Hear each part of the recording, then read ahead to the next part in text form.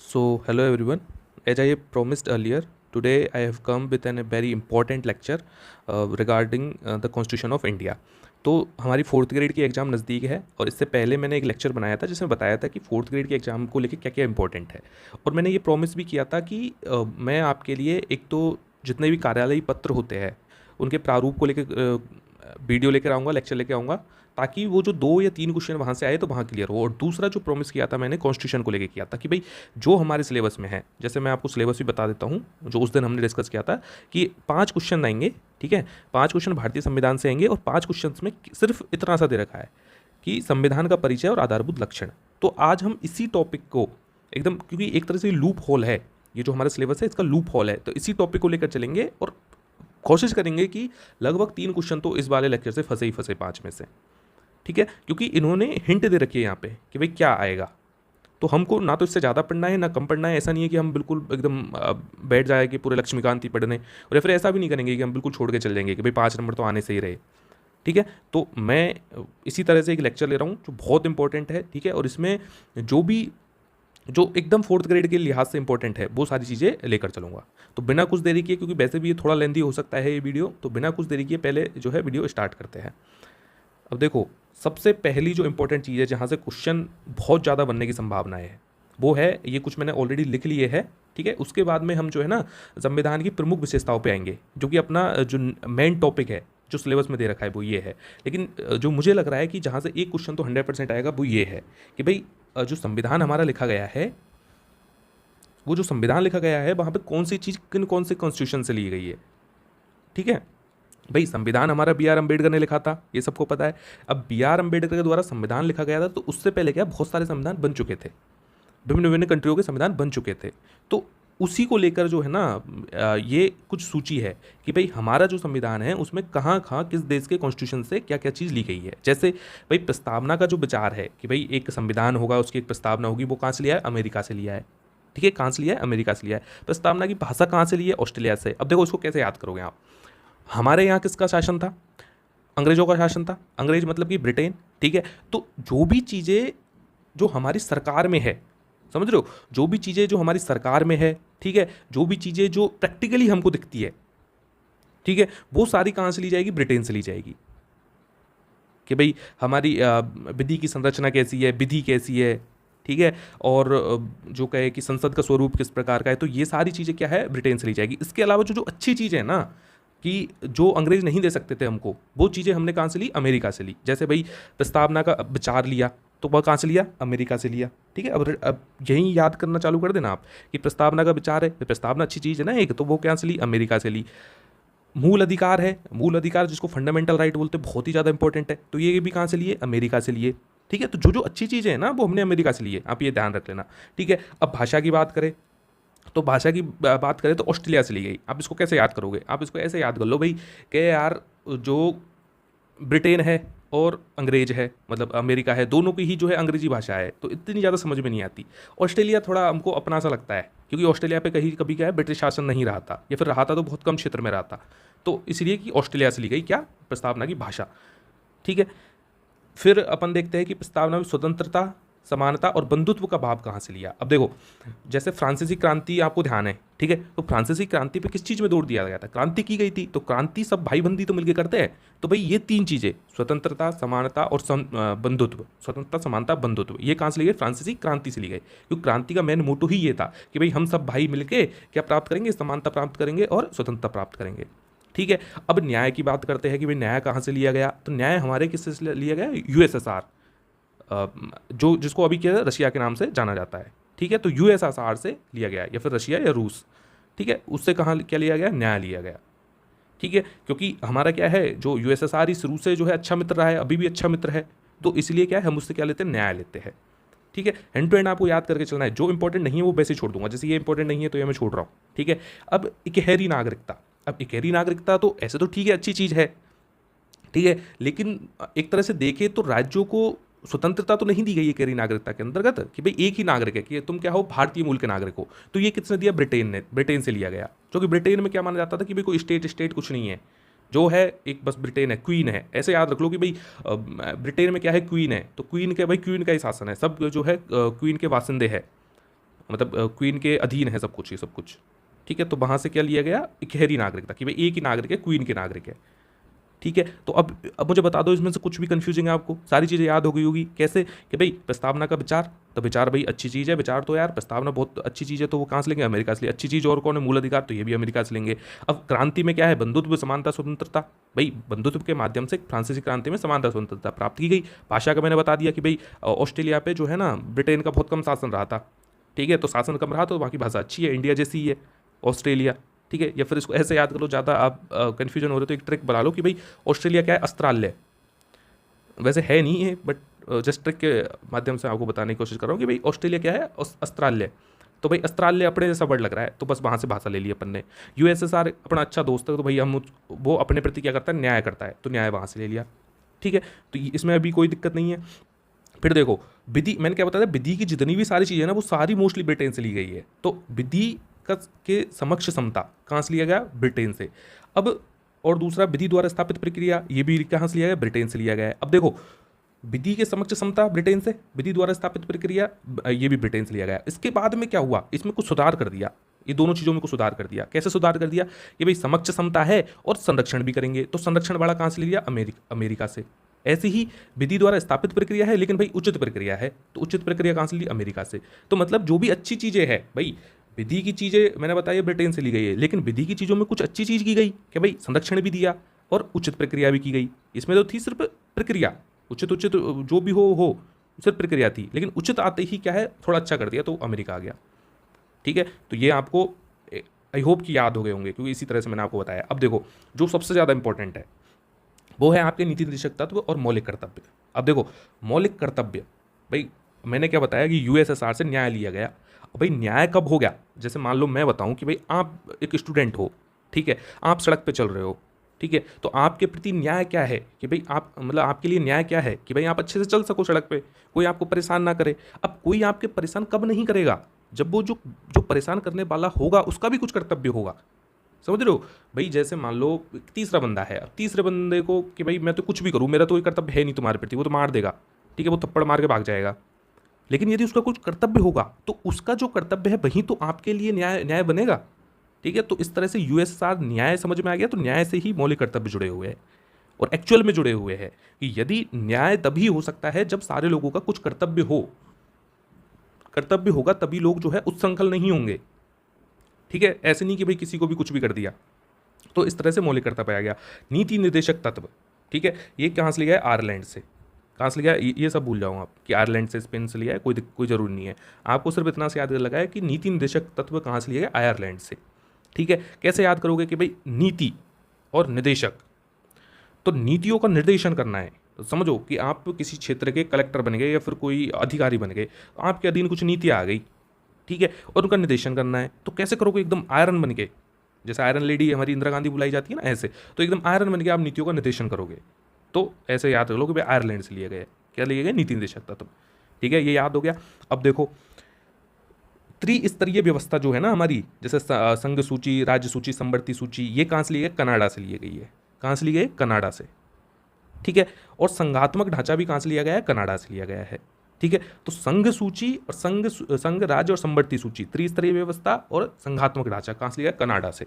ऐसे याद कर लो कि भाई 3 पंजाबी लोग हैं, ठीक है, वो क्या रहते हैं, हमारे संघ में रहते हैं, लेकिन वो पंजाबी लोग कहाँ जाना चाहते हैं, कनाडा में जाना चाहते हैं। रहते तो यही है, एकदम संघ में रहते हैं। जैसे उनका जो भी पिंड बोलते हैं पंजाबी लोगों का, तो पिंड में मतलब संघ रूप से जुड़े हुए रहते हैं। ठीक है, लेकिन वो जाना कहाँ चाहते हैं, कनाडा जाना चाहते हैं। और वो कितने लोग हैं, 3 है। तो बस आपको त्रिस्तरीयता याद हो गई और आपको संघात्मकता याद हो गई। कहाँ से ली गई, कनाडा से ली गई है। ठीक है, बाकी ये आपको बिल्कुल याद करने की जरूरत नहीं है। ठीक है, और ये भी बिल्कुल याद करने की जरूरत नहीं है, ये भी बिल्कुल जरूरत नहीं है। संसदीय व्यवस्था, अब मैंने क्या बताया कि जो भी हमारी प्रोमिनेंट चीज़ है ना, विधि हुई, संसद हुई, सब कहाँ से, ब्रिटेन से, तो वो ब्रिटेन से ली गई। आपातकाल, आपातकाल कहाँ से लिया, जर्मनी से। कैसे याद करोगे, जर्मनी का कौन था, हिटलर। ध्यान है आपको, जर्मनी का कौन था, हिटलर था। अब भाई हिटलर ने ऐसी युद्ध या ऐसी नीति अपनाई थी कि भाई सब जगह आपातकाल से ही लग गया था, तो बस जर्मनी से क्या लिया, आपातकाल लिया। संविधान का संशोधन, अब देखो संशोधन मोस्टली ये साउथ अफ्रीका है। अफ्रीका को दिमाग में लेते ही हमारे पास, हमारे माइंड में क्या आता है, गरीबी आती है कि बेचारे गरीब, जितने भी अफ्रीका के लोग हैं वो गरीब है। ठीक है, लेकिन भाई गरीब तो है वो, लेकिन वो संविधान संशोधन के लायक भी है। भाई गरीब है तभी तो संविधान संशोधन करना पड़ेगा ताकि उनको कुछ मिल सके, तो संशोधन, ठीक है, तो संविधान संशोधन यहाँ से लिया गया, ठीक है। तो ये इतनी सी वो थी। अब मुझे नहीं लगता कि आपको कोई भी दिक्कत होगी इस चीज़ को याद करने में किसी भी तरीके से, ठीक है, क्योंकि इतने अच्छे से मैंने आपको समझाया है। और इसमें से आप देखना, मतलब मैं तो संभावना व्यक्त करूंगा एक क्वेश्चन तो आएगा ही आएगा, ठीक है। बाकी आरएसएसबी के ऊपर है वो क्या दे, लेकिन जो सिलेबस में दिया हुआ है इसके हिसाब से आना तो चाहिए। बाकी अब वो सिलेबस का इंटरप्रिटेशन ही गलत हिसाब से कर ले तो उसका तो क्या ही कर सकते हैं। बाकी उन्होंने जो सिलेबस में दिया है तो एक टॉपिक तो ये बनता है उसमें से, सिलेबस को यदि डिकोड करे तो उससे एक टॉपिक ये बनता है, ठीक है।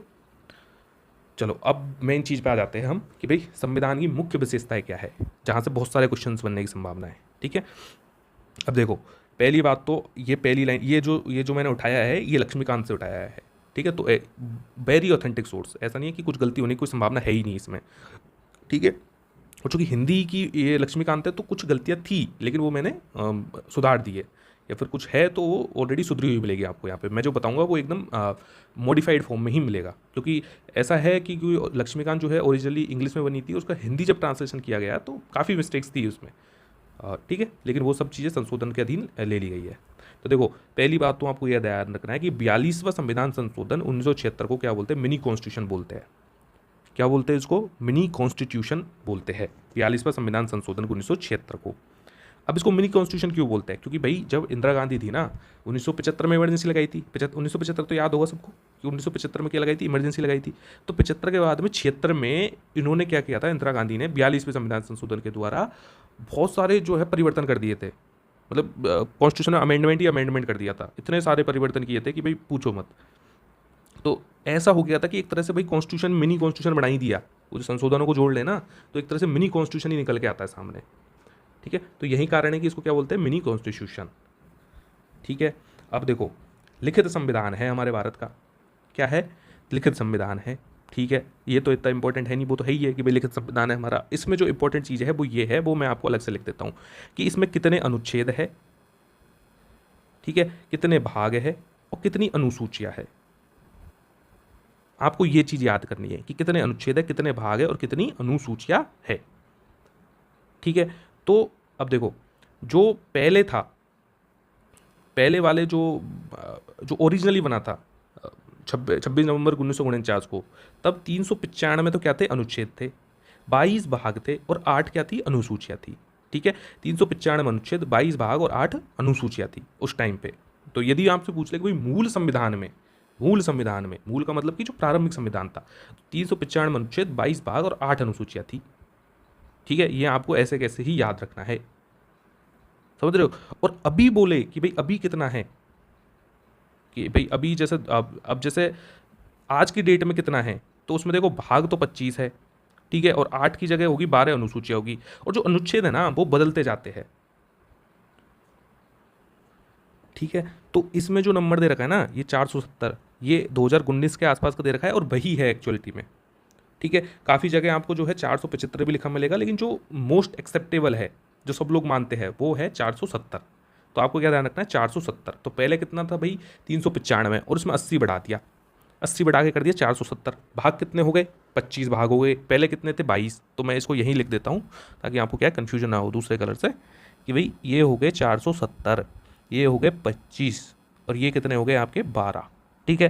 तो ये एक विशेषताओं में एक हो गई कि भाई संविधान की क्या विशेषता है, तो ये विशेषता है भाई संविधान की कि भाई हमारे पास 470 है प्रेजेंट में, और पहले कितने थे, 395 थे, और भाग कितने हैं, पहले 22 थे, अब हमारे भाग हो गए 25, और अनुसूचियाँ कितनी थी, 8 थी, अब हो गई 12, ठीक है। तो ये चीज़ आपको ध्यान में रख के चलनी है। इसके अलावा और क्या है, जैसे ये मैंने बता दिया कि भारत शासन अधिनियम जो है ना, इससे भी कुछ चीज़ें ली गई है, ठीक है। भारत शासन अधिनियम के माध्यम से भी कुछ चीज़ें ली गई है कि भाई कौन कौन सी चीज़ें ली गई है, तो वो बहुत सारी चीज़ें हैं, ठीक है। उतनी डिटेल में हम नहीं जा सकते, ठीक है, क्योंकि वो जाना सही नहीं रहेगा, क्योंकि अब पूछने को तो कितनी पूछेगी। भारत शासन अधिनियम से बहुत सारी चीज़ें लगी थी, जैसे मैं कुछ एग्जाम्पल दूँ आपको, तो ये जो हमारी जो विषयों का विभाजन है ना, वो भी एक तरह से भारत शासन अधिनियम में था, तो वहीं से ही लिया गया है, ठीक है। जो हमारा सर्वोच्च न्यायालय है वो भी वहाँ से लिया गया है, तो ऐसी बहुत सारी चीज़ें हैं, ठीक है। तो वो आई थिंक लेना वो सही नहीं रहेगा। बाकी देखो ये जो मैंने पहले बताया था वो यहाँ पे जोड़ दिया कि भाई कहाँ कहाँ से कौन कौन सी चीज़ें ली गई है, ये सारे वही चीज़ बता रहे हैं, ठीक है। अब देखो अनुच्छेद 368, एक अनुच्छेद आपको ये ध्यान रखना है। अनुच्छेद भी मैं आपको साथ के साथ हैंड टू हैंड बताता जाऊंगा कि कौन कौन से अनुच्छेद आपको ध्यान रखने हैं। तो अनुच्छेद 368, 368 में क्या है? 368 में है संविधान संशोधन। आपको संविधान संशोधन की डिटेल में बिल्कुल नहीं जाना है, क्योंकि हमारे पास इतना टाइम नहीं है कि हम संविधान संशोधन की डिटेल्स पढ़े। ठीक है, हमें पढ़ना है सिर्फ आर्टिकल, कि भाई आर्टिकल 368, बस 368 क्या है? संविधान संशोधन से संबंधित है। अब ये दो प्रकार है, ये बहुत डिटेल्ड है, आपको पढ़ने की बिल्कुल जरूरत नहीं है इसको।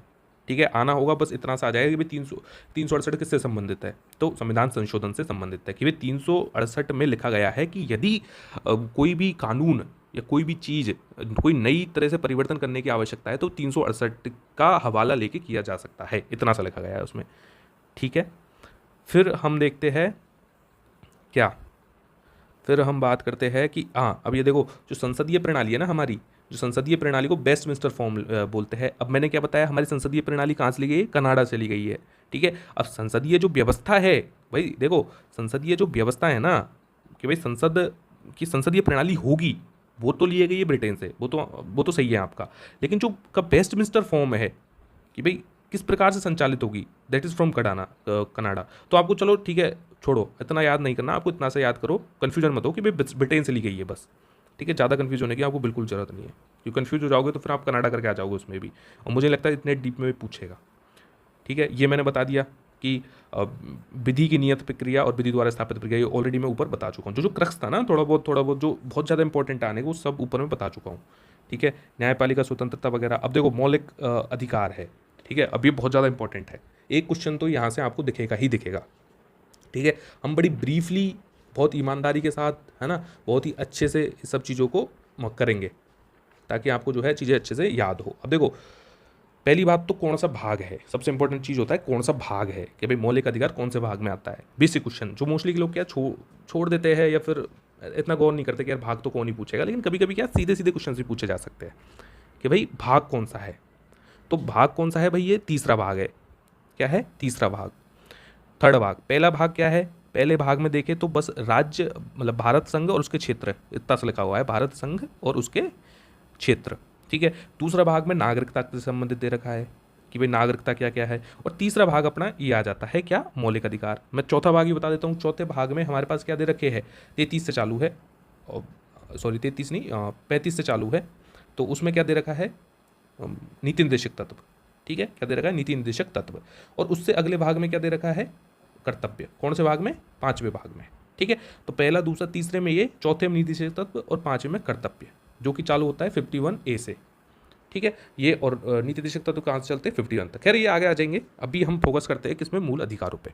पूरी एकदम अच्छे से आपको समझाऊंगा कि भाई कैसे मूल अधिकार है, क्यों है, और क्या क्या हमको इसमें सीखने को मिलता है। देखो पहली बात तो समानता का अधिकार। भाई सबसे पहले हमारे पास क्या होनी चाहिए? समानता होनी चाहिए। क्या होनी चाहिए? समानता होनी चाहिए। समानता होगी तभी तो कोई चीज़ याद होगी। अब देखो आपको याद कैसे करनी है चीज़ें, याद ऐसे करनी है, आपको पहला पहला इनका आर्टिकल याद करना है। 14वां, 19वां, 23वां, 25वां, 29वां और 32वां, और वो मैं याद करवा दूंगा आपको।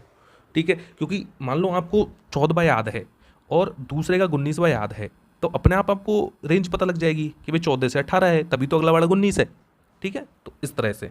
तो देखो समानता, समानता कहाँ से चालू होती है भाई? समानता चालू होती है 14 से। ठीक है, सबसे पहले आती है समानता। भाई सब कुछ मिले ना मिले, पहले तो समानता मिलनी चाहिए हमको। ठीक है, अब समानता के अंतर्गत इसमें बहुत सारे और चीज़ें दी गई है, जैसे 14, 15 के अंदर कुछ है। जैसे 14 के अंदर तो क्या है? विधि के समक्ष समता। 15 क्या है? 15 में ये है कि भाई जो सरकार है वो सबके साथ सेम व्यवहार करेगी, सरकार के लिए है। ठीक है, 16 में क्या है कि जो नियुक्ति होती है ना, जो हमारी सरकारी नियुक्ति होती है, वहाँ पे आरक्षण वगैरह या जो भी है कि भाई उसमें भी सबके साथ समानता का व्यवहार किया जाएगा। ये हो गया 16। ठीक है, फिर 17 है। ठीक है, ऐसे ही 18 आता है।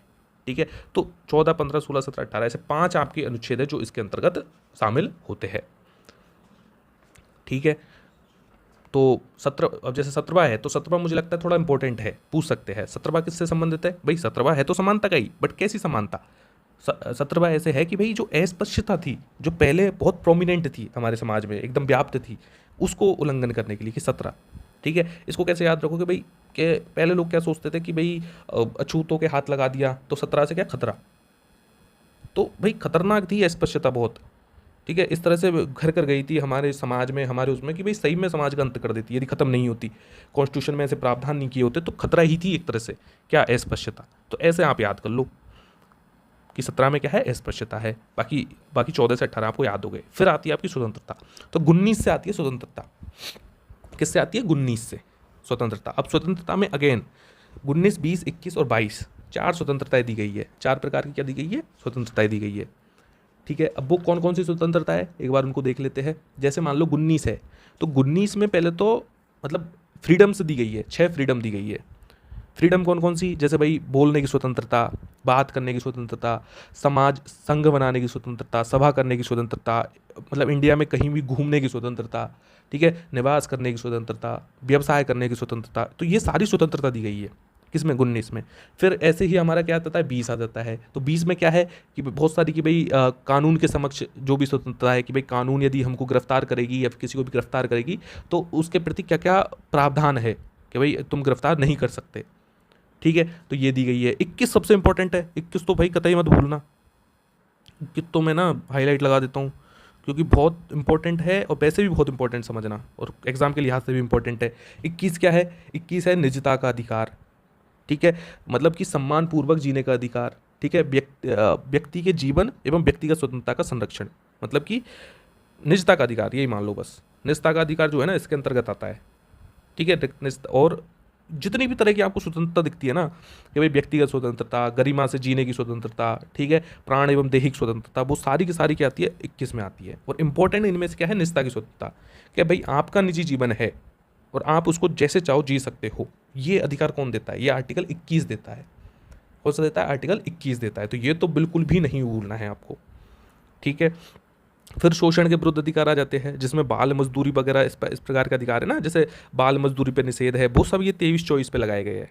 ठीक है, दो ही है इसमें। फिर धार्मिक स्वतंत्रता, जैसे भाई जैसे बोलते हैं ना काम 25 है, हमारे पास एक गाना भी है, काम 25 है, काम काम 25 है, इस तरह से। तो ये मान लो कि जब हम धार्मिक कोई कृत्य करते हैं तो 25 तरह के काम होते हैं हमारे पास। ठीक है, तो ऐसे क्या 25 से ये चालू है।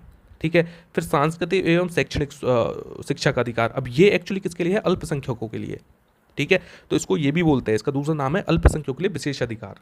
तो ये कहाँ से? 29 और 30 में। किसमें है? 29 और 30 में। मतलब अल्पसंख्यक सबसे लास्ट में ही आते हैं। ठीक है, तो ऐसे याद कर लो, सबसे लास्ट में।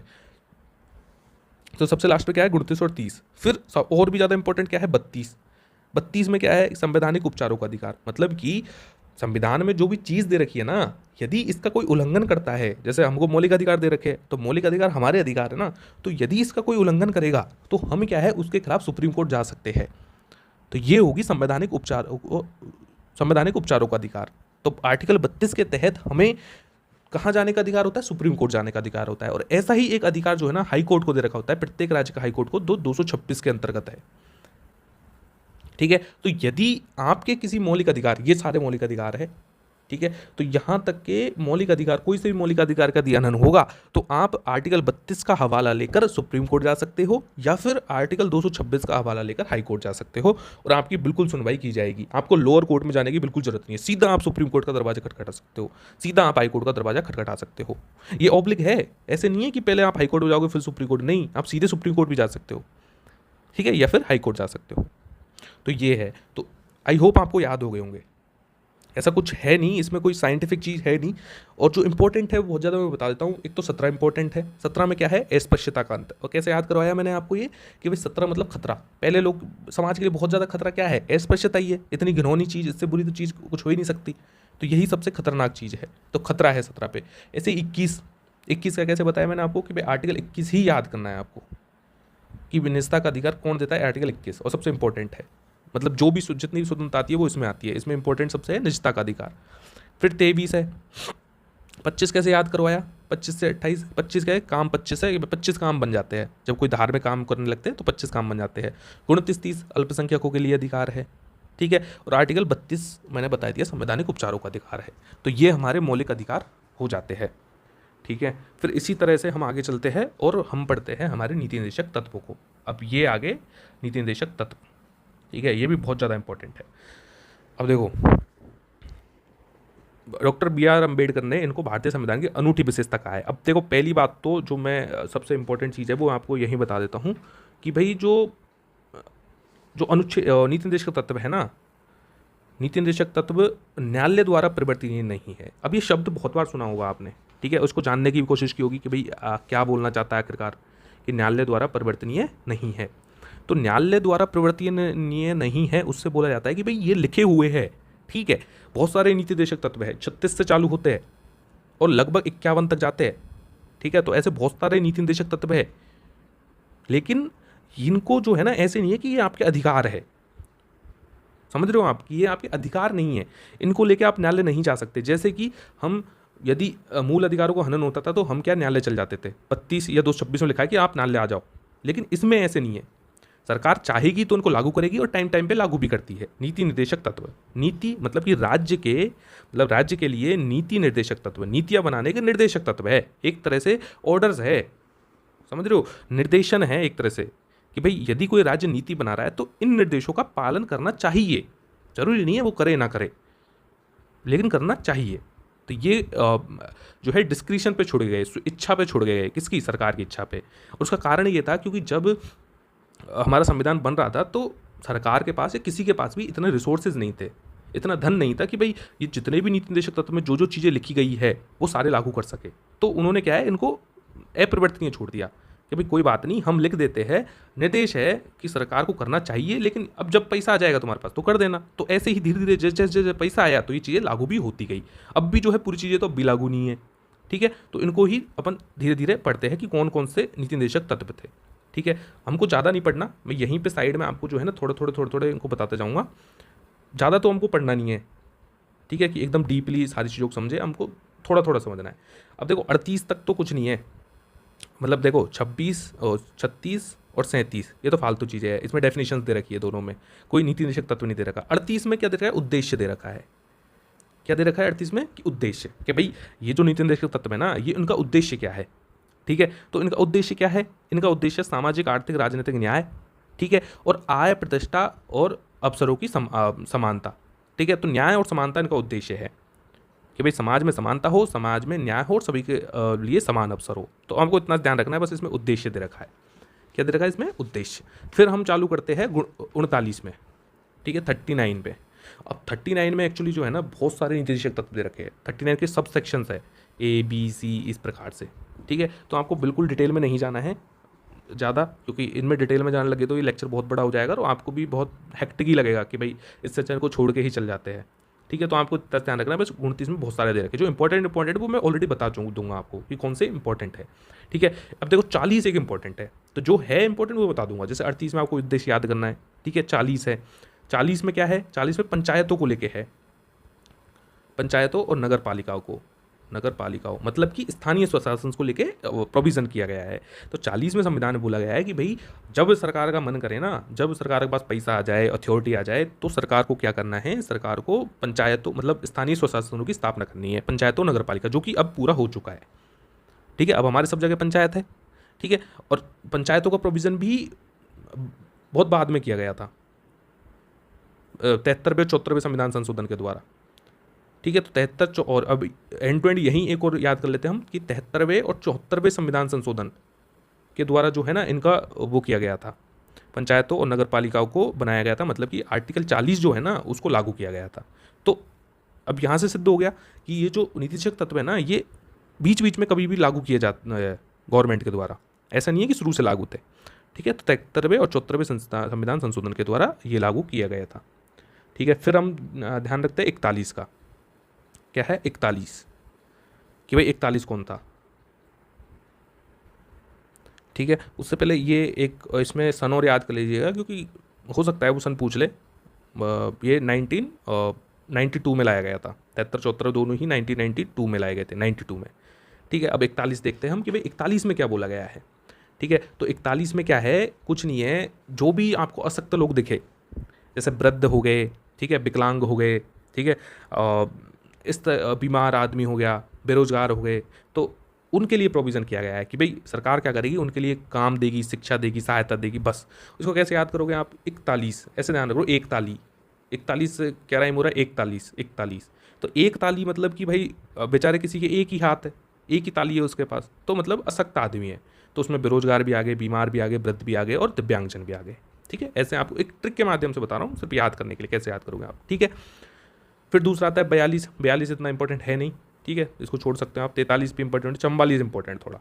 44 में क्या है, समान नागरिक संहिता, यूनिफॉर्म सिविल कोड। आपने बहुत बार सुना होगा न्यूज़ों में, न्यू यूनिफॉर्म सिविल कोड लागू करो, लागू करो। क्यों भाई, जब कॉन्स्टिट्यूशन में तो लागू क्यों करो? क्योंकि मैंने बता दिया कि नीति निर्देशक तत्व जो है ना वो न्यायालय द्वारा परिवर्तनीय है, नहीं है। मतलब कि लिखा हुआ है कि भाई सरकार जब करेगी करेगी, तो अभी ये लागू नहीं हुआ अब तक भी। क्या क्या लागू नहीं हुआ? समान नागरिक संहिता, नागरिक संहिता, इसको बोलते हैं यूसीसी, यूनिफॉर्म सिविल कोड। ठीक है, तो ये आता है आर्टिकल 44 के तहत। ठीक है, तो ये भी इंपॉर्टेंट है। तो अभी ये लागू नहीं है, जबकि 40 भी लिखा था, ये लागू कर दिया। तो ऐसे धीरे धीरे चीज़ें जो है धीरे धीरे लागू होती जा रही है। ठीक है, फिर आता है अपना 45। 45 भी इतना इंपॉर्टेंट नहीं है। ठीक है, फिर 46 है। तो 46 में ST SC और अछूत वर्गों के लिए प्रोविज़न किए गए हैं, या दुर्बल वर्गों के लिए जो है प्रोविजंस किए गए हैं। 47 भी इतना कोई इंपॉर्टेंट नहीं है। बाकी आपको याद करना है तो शराब, मतलब पोषण वगैरह के लिए ध्यान देना और शराब पे प्रतिबंध लगा, इस तरह से। तो इसको कैसे याद करोगे कि भाई 47 से शहद, 47 सेंत ऐसे।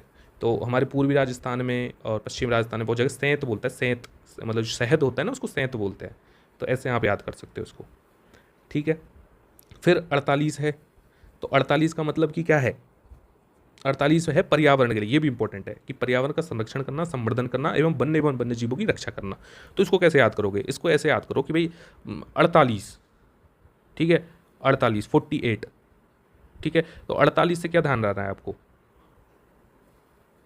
अड़त, जैसे 48 यदि राइम करोगे तो 48। ठीक है, तो अड़त आ रहा है, तो अड़त से क्या है? हड़द, हड़द याद रख लो। तो हल्दी, तो हल्दी क्या मिलती है? बनों में मिलती है। तो ऐसे ही आप भी कोई ट्रिक बना सकते हो। मैं जस्ट आपको याद करवाने के लिए ऐसी कोई ट्रिक बना रहा हूँ ताकि आपको चीज़ें याद हो जाए। तो ऐसे ही 48 है तो हड़द वगैरह ऐसे याद कर लो कि 48 से अड़त, अड़त मतलब कि हड़द। या फिर 48 से आड़ती भी याद कर लो आप। चलो, क्या है आड़ती? आड़ती क्या होता है? जो मंडियों में रहता है वही तो आड़ती होता है। ठीक है, तो ऐसे याद कर लो कि भाई वन एवं वन्य जीवों का संरक्षण, मतलब वन से संबंधित कोई चीज़ है। ठीक है, तो ये चीज़ याद हो जाएगी आपको। फिर 49 है। 49 इतना इंपॉर्टेंट नहीं है, बाकी ऐसे याद रखो कि 49 में 9 आ रहा है, तो 9 मतलब कि नो। तो नो मतलब कि जो सार्वजनिक संपत्ति है उनको नुकसान नहीं पहुंचाना या फिर उनका संरक्षण करना है। ठीक है, तो इसी के तहत जो है ना ASI की स्थापना की गई थी, आर्कोलॉजिकल सर्वे ऑफ इंडिया की स्थापना, इसी को ध्यान में रखते हुए कि भाई जो सार्वजनिक महत्व के स्मारक वगैरह है तो उनका ध्यान तो रखना है। तो ऐसे, ठीक है। फिर 50 इतना इंपॉर्टेंट नहीं है। 51 भी इतना इंपॉर्टेंट नहीं है। 51 में ये है कि भाई जो हमारा देश है ना, जो देश की जो भी सरकार बनेगी वो अंतर्राष्ट्रीय लोगों के साथ अच्छे संबंध रखेगी। ठीक है, तो ये हो जाते हैं आपके सारे के सारे 51 तक नीति निर्देशक तत्व। आई होप आपको याद हो गए होंगे। ठीक है, दोबारा इसको रिवाइंड करके देख सकते हो, बाकी PDF तो मैं डाल ही दूंगा। ठीक है, और कहीं से भी देख सकते हो आप इसको। आप यदि गूगल पे भी डालोगे ना कि भाई नीति निर्देशक तत्व बताइए, तो सारे नीति निर्देशक तत्व आ जाएंगे आपके पास। ठीक है, बाकी ट्रिक और कौन कौन से इंपॉर्टेंट है वो मैंने आपको बता दिया। अच्छी अच्छी जो थोड़ी बहुत ट्रिक थी वो मैंने आपको बता दी है। ठीक है, फिर आते हैं भाई साहब मौलिक कर्तव्य। अब मौलिक कर्तव्य कौन से भाग में, जल्दी बताओ मुझे, कौन से भाग में? भाग 5 में। क्योंकि 4 में तो क्या थे? नीति निर्देशक तत्व थे, और 3 में क्या थे? मौलिक कर्तव्य थे। 2 में क्या थे? 2 में थे हमारी नागरिकताएं, और 1 में तो पता ही है कि भारत और उसके क्षेत्र, इस टाइप से लिखा गया था। अब देखो मौलिक कर्तव्य इंपॉर्टेंट है। अब देखो पहली बात तो मौलिक कर्तव्य जो है हमेशा से नहीं थे। ठीक है, जैसे नीति निर्देशक तत्व है तो भाई मूल रूप से थे संविधान में, मतलब मूल संविधान में थे। तो ये बाद में जोड़े गए, तो बाद में जोड़े गए इसलिए जो है ना 51A में जोड़े गए और भाग बना दिया एक्स्ट्रा। ठीक है, कौन सा भाग बना दिया? 5वां भाग। तो 51A में जोड़े गए। अब कब जोड़े गए? तो मैंने मिनी कॉन्स्टिट्यूशन कौन सा था हमारा? 42वां संविधान संशोधन, तो उसी में जोड़े गए बस। तो इसमें लिखा भी है, और समिति, ये समिति भी आपको ध्यान रखनी है कि स्वर्ण सिंह समिति की सिफारिश पर 1976, 42वें संविधान संशोधन 1976 में ये जोड़े गए थे। ठीक है, इतना सा याद रखना है आपको कि भाई मौलिक कर्तव्य जो है कब जोड़े गए थे, अब तब जोड़े गए थे। और ये भाग तो मैंने बता दिया 51 के। ठीक है, सॉरी इसका भाग जो है ना, हाँ 5वां भाग, या फिर इसको 4A भी बोलते हैं। ठीक है, 4A, भाग 4A है। हाँ बिल्कुल सही बात है, आपको 5वां भाग ध्यान नहीं रखना, आपको यही भाग ध्यान रखना है। ठीक है, 5वां तो बोलने में हो जाता है कि भाई अगला भाग है, चौथे का अगला, बट चौथे का अगला नहीं है, 5A है, क्योंकि 51 के में जोड़े गए थे। ए या क्या एक ही चीज़ है। ठीक है, तो ऐसे आपको ध्यान रखना है। इसमें बहुत सारी चीज़ें हैं, जैसे अब इनको एक्चुअली याद करवाने को करवा सकता हूँ, बट मुझे नहीं लगता कि कॉस्ट बेनिफिट रेशियो है आपको ये सारे याद करवाने का। बाकी थोड़ा थोड़ा आप ऐसे याद कर लो कि भाई इसमें क्या क्या है, कि भाई संविधान का पालन, मतलब कर्तव्य किसके लिए है? कर्तव्य हमारे लिए है, नागरिकों के लिए। भाई हमको यदि अधिकार दिए तो कुछ कर्तव्य दिए इन लोगों ने। भाई ये जैसे मान लो हमको अधिकार दे रखे, मौलिक अधिकार दे रखे कि भाई इसका यदि उल्लंघन हो तो हम न्यायालय में जा सकते हैं। तो ऐसे ही हमको क्या है, कर्तव्य भी दिए गए हैं कि भाई आपको भी कुछ कर्तव्यों का पालन करना है, तो वो कर्तव्य है। तो क्या क्या कर्तव्य है कि वजह से संविधान का पालन करना। अब आप गूगल करिए कहीं भी और आपको सारे के सारे जो है ना कर्तव्य हो जाएंगे। तो आपको ध्यान इतना से रखना कि 11 कर्तव्य है, ठीक है। मूल रूप से मतलब जब 42वें संविधान संशोधन में जोड़े गए थे तो 10 मौलिक कर्तव्य थे, उसके बाद में ये 11 हो गए। और 11 कब हुए? 46वें संविधान संशोधन 2002 में। मैं वहीं बता रहा हूँ, यदि मैं डिटेल में घुसूंगा ना तो आपके लिए बहुत हेक्टिक हो जाएगा ये वीडियो। मैं नहीं चाहता कि हेक्टिक हो, जितना एक आध दो क्वेश्चन आने हो वो आ जाए इसी में से, क्योंकि आप और भी सब्जेक्ट पढ़ रहे होंगे, ठीक है भाई। आपने देखा होगा, ये देख चुके होंगे यूट्यूब पे जो है बहुत सारी वीडियोज़ पड़ी हुई है, लगभग पूरे लेक्चर्स पड़े हुए हैं। बट मैं नहीं चाहता कि इस तरह से लेक्चर बने। 1 घंटे में जितना इंपॉर्टेंट मुझे लगता है कि ये आने वाले हैं, मैं वहीं डालना चाहता हूँ कि आप उसको पढ़ो अच्छे से और उसको आराम से करो, ठीक है। तो बस इतना ध्यान रखना कि भाई मूल रूप से 10 थे। मूल रूप से मतलब कि मूल रूप से तो थे ही नहीं जब संविधान बना था। मूल रूप से मतलब जो पहली बार जोड़े गए 42वें संविधान संशोधन 1976 में, तब 10 थे। फिर 46वें संविधान संशोधन 2002 में 11 कर दिए, तो अभी भी क्या है, 11 ही है। उसमें बहुत टाइप के अधिकार है, जैसे संविधान का पालन करेगा भाई, ठीक है, संप्रभुता अखंडता की रक्षा करेगा, ठीक है। और इस जो स्मारक है, सरकारी प्रॉपर्टी है, उसको कोई नुकसान नहीं पहुंचाएगा, शिक्षा प्राप्त प्रदान करेगा, वैज्ञानिक दृष्टिकोण रखेगा, उन्नति करेगा। इस टाइप से बहुत सारे जो है ये दिए गए हैं, ठीक है। तो ये आपके हो गए क्या, मौलिक कर्तव्य, ठीक है। क्या हो गया, मौलिक कर्तव्य। अब भाग कौन सा था मौलिक कर्तव्य मुझे बताइए, 4 कै। और अनुच्छेद कौन सा था, 51 कै, ठीक है। बहुत अच्छे से आपको ये चीज़ें याद रखनी है, ठीक है। अब देखो, अब हमारा धर्मनिरपेक्ष राज्य है, हमारा जो भारत है वो धर्मनिरपेक्ष राज्य है। तो उसके अनुसार जो है बहुत सारी चीज़ें दी गई है। जब धर्मनिरपेक्षता कब जोड़ा गया, तो 42वें संविधान संशोधन के द्वारा जो प्रस्तावना है ना, उसमें 3 चीज़ें जोड़ी गई थी। एक तो जोड़ी गई थी संप्रभुता, दूसरा जोड़ा गया था समाजवाद, और धर्मनिरपेक्षता, ठीक है। तो ये चीज़ आपको ध्यान रखनी है कि भाई क्या चीज़ जोड़ी गई थी। तो एक्चुअली संप्रभुता नहीं थी, अखंडता जोड़ा गया था, अखंडता शब्द जोड़ा गया था, ठीक है। तो 42, इसलिए तो उसको मिनी कॉन्स्टिट्यूशन बोलते हैं। बहुत सारी चीज़ जोड़ दी थी उन्होंने इंदिरा गांधी के टाइम पे। तो अखंडता, समाजवाद और क्या जोड़ी गई थी, ये धर्मनिरपेक्षता। अखंडता, समाजवाद और धर्मनिरपेक्षता, ये 3 चीज़ जोड़ी गई थी, ठीक है।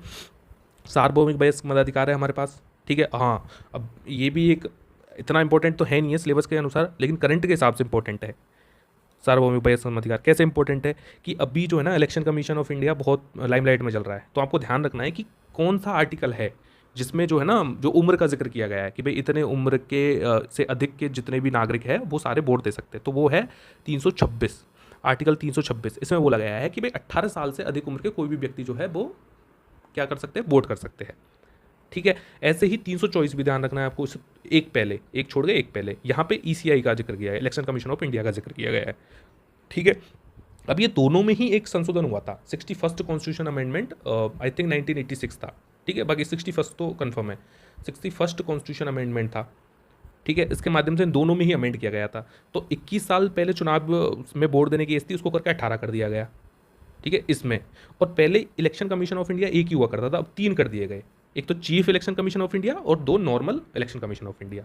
तो ये था 61st कॉन्स्टिट्यूशन अमेंडमेंट, 1986 ही है आई थिंक, ठीक है। तो ये आपको इंपॉर्टेंट चीज़ ध्यान, ये रहा ना, यहाँ भी लिखा हुआ है देखो, 88 है, सॉरी ये 86 नहीं है। 61st कॉन्स्टिट्यूशन अमेंडमेंट 1988, 21 से 18 साल उम्र कर दी गई, और जो इलेक्शन कमीशन थे वो 3 संख्या कर दी गई, ठीक है। ये चीज़ आपको ध्यान रखनी है। एकल नागरिकता, मुझे बताओ एकल नागरिकता कहाँ से ली गई है, ब्रिटेन से ली गई है, ठीक है। क्योंकि ब्रिटेन में क्या है, क्राउन का शासन है, क्राउन चाहता है कि सब अकेले एकल नागरिकता ही रहे, किसी और देश के नागरिक ना बने, ठीक है। स्वतंत्र निकाय है, बहुत सारे निकाय स्वतंत्र है। आपातकालीन प्रावधान, अब ये भी इंपॉर्टेंट है, देखो आपातकालीन प्रावधान आपको ध्यान रखने हैं। अब आपको सिर्फ आर्टिकल ध्यान रखना है, ज़्यादा बिल्कुल आप बिल्कुल डिटेल में नहीं घुसे, क्योंकि बहुत अलग से टॉपिक है, ठीक है, ये और बहुत लेंथी टॉपिक है। तो आपको बिल्कुल डिटेल में नहीं घुसना है, आपको इतना सा ध्यान रखना है। 3 आर्टिकल ध्यान रखने हैं, 352, 356 और 360, बस ये 3 आर्टिकल ध्यान रखते हैं। तो यहाँ तो क्या है, राष्ट्रीय आपातकाल, सबसे ऊपर क्या होता है, राष्ट्रीय होता है, तो यहाँ है राष्ट्रीय आपातकाल। 356 में क्या है, राष्ट्रपति आपातकाल, राष्ट्र से वो नीचे क्या होता है, राष्ट्रपति होता है।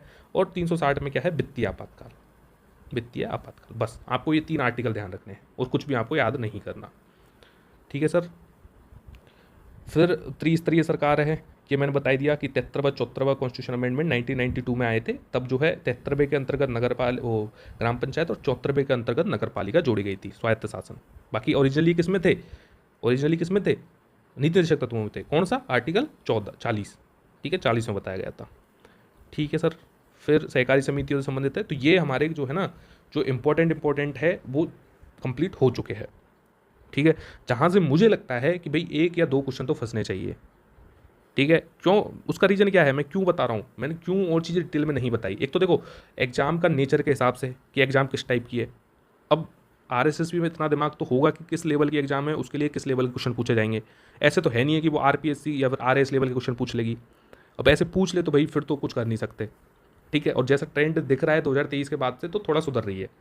तो एक तो इस हिसाब से मैंने अंदाज लगाया। दूसरा जो है ना, जो गैस वर्क था वो इस आधार पर निकला कि भाई जब इन्होंने दे ही इतना असर रखा है कि संविधान का परिचय और आधारभूत लक्षण, तो परिचय का मतलब तो परिचय ही होता है। जैसे मैंने आपसे पूछ लूँ कि भाई आपका परिचय क्या होता है, कि भाई आप अपना परिचय दीजिए, तो परिचय में आप ऐसे थोड़ी आप बता दोगे कि मैं 5 बजे से पढ़ता हूँ, मैं 2:45 पे खाना खाता हूँ और मैं 6:45 पे सो जाता हूँ। ये कोई परिचय थोड़ी है। भाई परिचय का मतलब क्या होता है कि भाई मेरा नाम ये है, मैं इस जगह रहता हूँ और मैं ये करता हूँ, बस हो गया परिचय।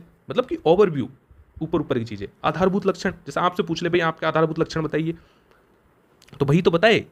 आधारभूत लक्षण को यदि इंग्लिश में पढ़ोगे तो है बेसिक फीचर्स। तो यही तो पढ़े थे हमने लक्ष्मीकांत से।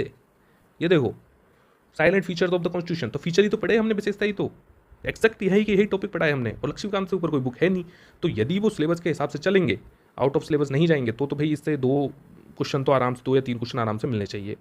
उसके अलावा तो हम कुछ कर नहीं सकते। ठीक है, तो एक वादा था आपसे कि भाई एक लेके आऊँगा एक वीडियो, ताकि आपको जो है ना थोड़ा सेफ फील हो और जो इंपॉर्टेंट चीज़ें आप उनको कर सको इसमें से।